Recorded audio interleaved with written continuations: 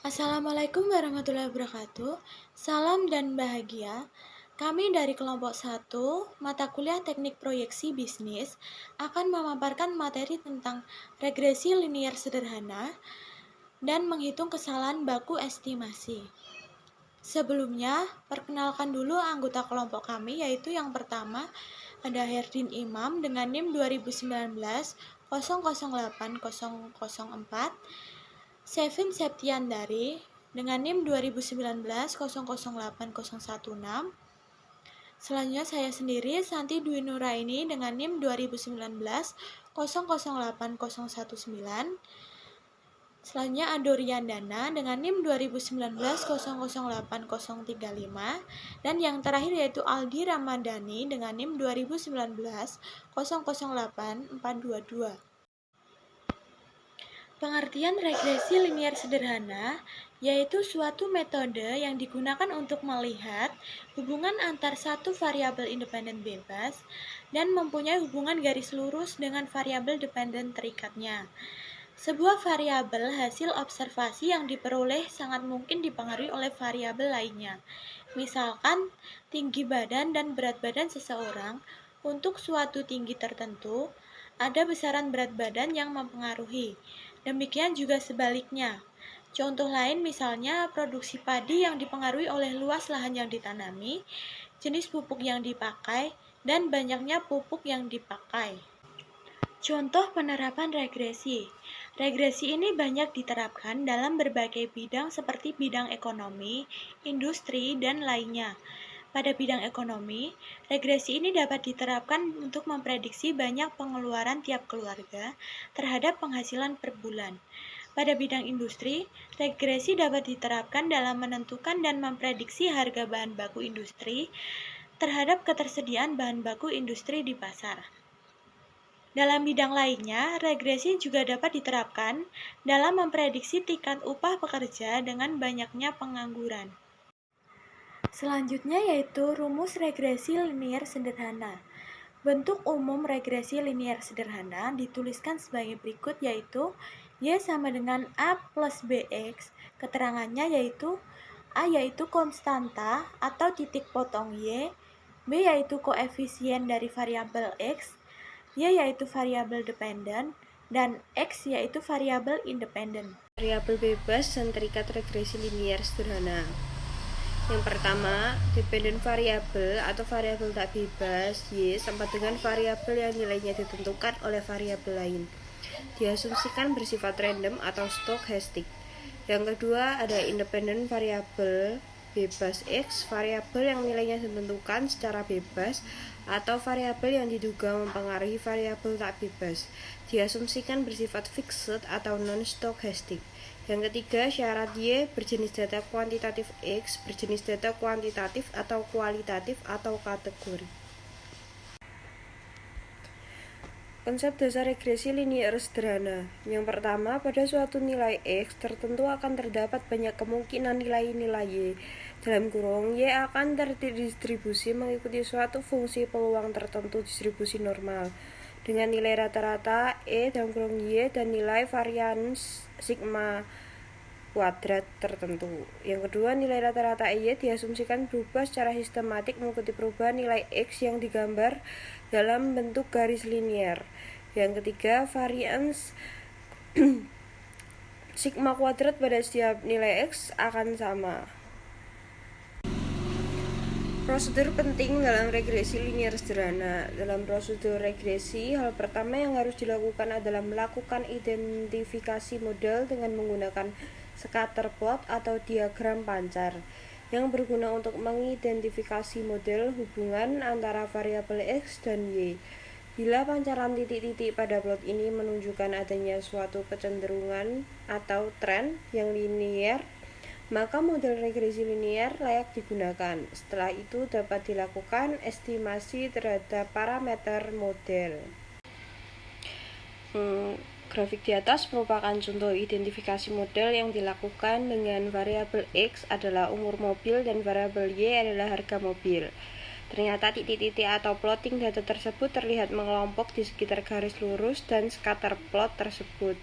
Sebenarnya bisa ditarik garis, beberapa garis yang dekat dengan titik-titik tersebut. Yang selanjutnya adalah model regresi linear sederhana dengan rumus YI sama dengan beta plus beta 1 XI plus sigma I dikali I sama dengan 1 dan sebagainya atau N, yang dimana YI merupakan nilai dari variabel dependent pada observasi ke I.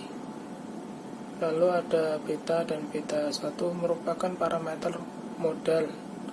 Lalu sigma I merupakan komponen error atau pengaruh variabel bebas lain selain variabel X.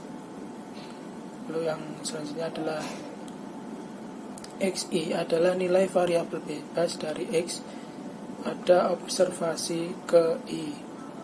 Lalu N adalah banyaknya data observasi atau sampel. Dan untuk catatan, beta dan beta 1 disebut juga koefisien regresi. Beta merupakan intercap dan beta 1 merupakan slope atau gradient garis yang menyatakan perubahan nilai Y untuk setiap kenaikan satu satuan X. Yang selanjutnya adalah asumsi regresi linear sederhana. Dalam aplikasinya terdapat beberapa asumsi yang harus terpenuhi untuk melakukan analisis regresi sederhana. Beberapa asumsi tersebut antara lain YI atau variabel tak bebas atau dependent variable merupakan random variable atau bersifat stokastik. Lalu ada XI atau variabel bebas atau independent variable bersifat fixed atau non-stokastik atau bukan merupakan random variable. Lalu ada E dalam kurung epsilon I sama dengan 0. Lalu ada E dalam kurung epsilon I epsilon J sama dengan epsilon E dalam kurung epsilon I kuadrat, bisa disebut sigma kuadrat untuk I sama dengan J atau homoskedastik.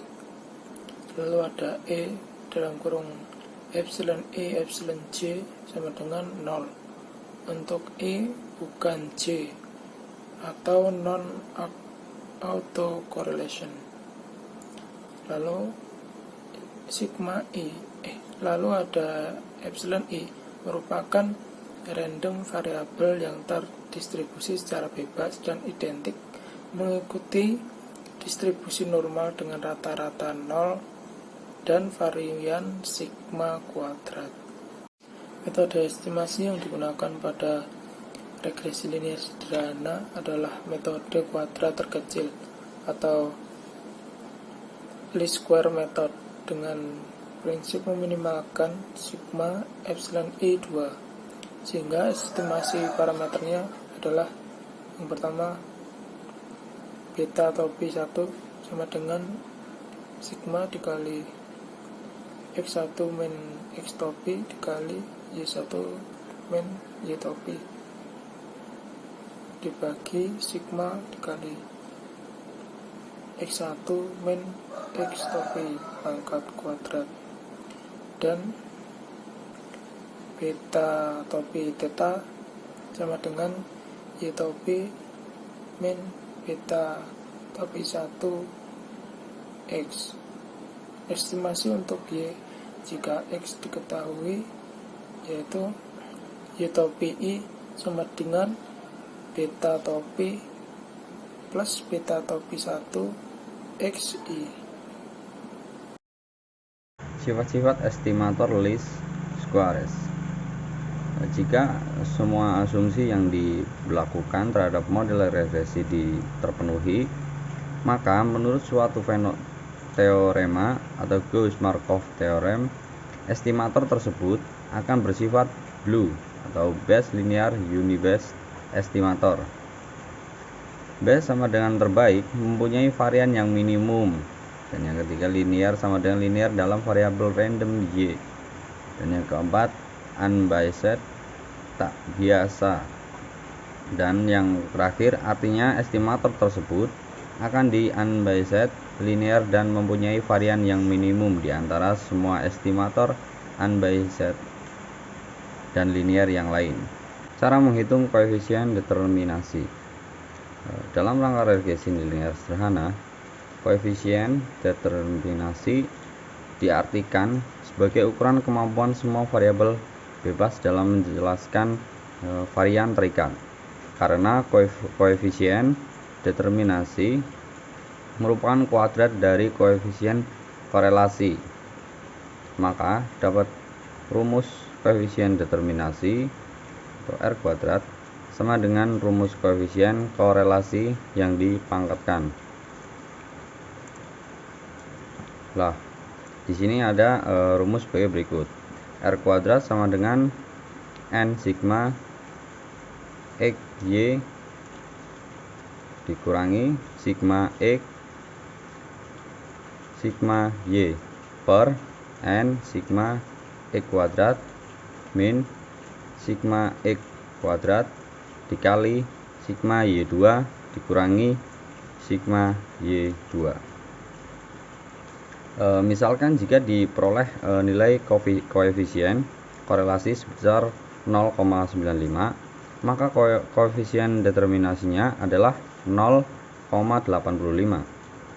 Didapat dari 0,92, artinya kemampuan variabel bebas dalam menjelaskan varian-varian variabel terikat sebesar 85% atau masih terdapat sekitar 15% varian variabel terikat yang dijelaskan oleh faktor lain.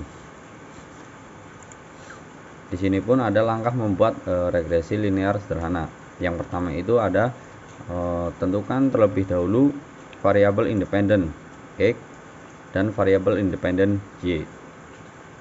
Yang kedua, cari dulu apakah kedua variabel tersebut ada hubungan linear atau tidak. Dan yang ketiga, diagram pencar dari data X dan Y. Dan yang keempat, dari diagram pencar tersebut akan diperoleh gambaran pola tabaran X dan Y apakah termasuk hubungan linear. Jika iya, maka model regresi adalah regresi linear sederhana. Kalau tidak linear, bisa dicari regresi. Dan yang kelima, menghitung A dan B. Yang kedua, yang keenam, menghitung Y sama dengan A plus BX, di mana Y estimasi harga Y jika X substitusikan ke dalam persamaan regresi. Istilah dalam regresi linear sederhana. Koefisien korelasi Y adalah nilai yang menyatakan kuat atau tidaknya hubungan antara dua variabel. Untuk selanjutnya, standar error koefisien regresi E adalah ukuran dari ketetapan koefisien regresi dalam memprediksi nilai populasinya.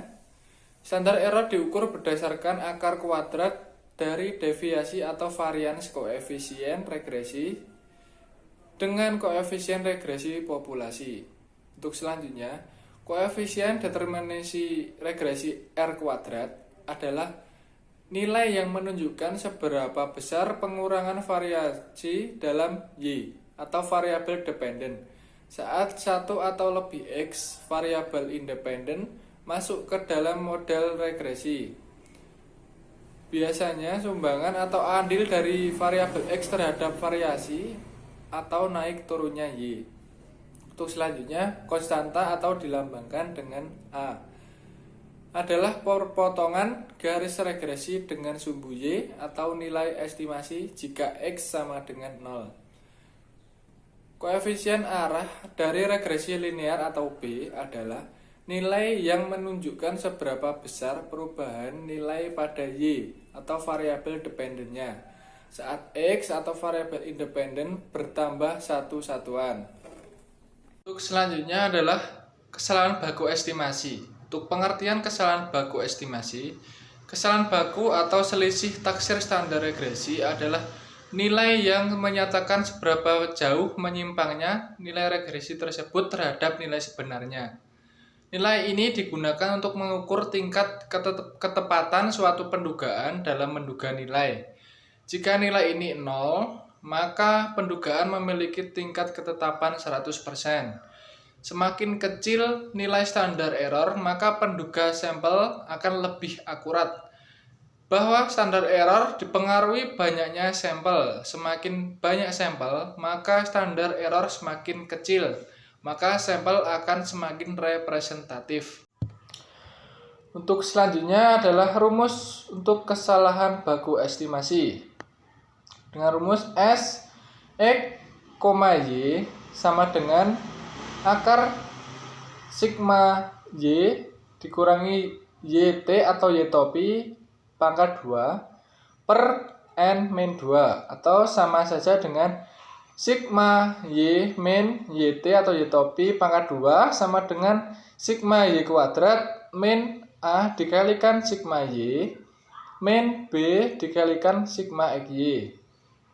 Untuk mencari A dan B, untuk A-nya sendiri dengan rumus A sama dengan sigma Y dikalikan sigma X kuadrat dikurangi sigma X dikalikan sigma XY per N dikalikan sigma X kuadrat dikurangi sigma X pangkat 2. Untuk rumus mencari B sama dengan N dikalikan sigma XY dikurangi sigma X dikalikan sigma Y per N dikalikan sigma X kuadrat dikurangi sigma X pangkat 2. Untuk keterangannya, S, X, Y adalah kesalahan baku. Untuk Y adalah variabel dependen, X adalah variabel independen, dan Y topi adalah persamaan regresi.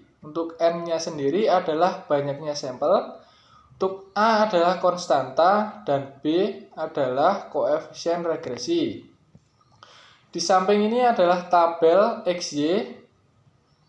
Untuk X adalah pendapatan dan tabel Y adalah konsumsi. Di tabel ada XY, Y kuadrat, XY, dan X kuadrat. Untuk hasil dari perhitungan sendiri, sigma Y kuadrat sama dengan hasilnya 25.404. Untuk hasil dari sigma Y adalah 398. Untuk sigma X adalah 541. Untuk sigma XY hasilnya 34.165. Untuk sigma X kuadrat hasilnya 46.005. Untuk A atau konstanta adalah negatif 5,90.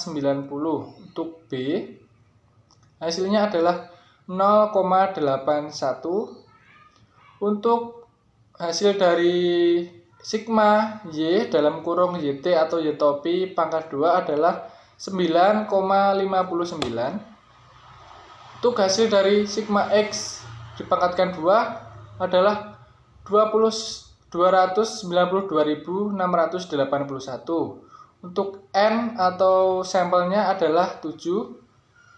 Dan untuk hasil dari rumus kesalahan baku estimasi S, X, Y sama dengan akar 9,59 per 7 dikurangi 2.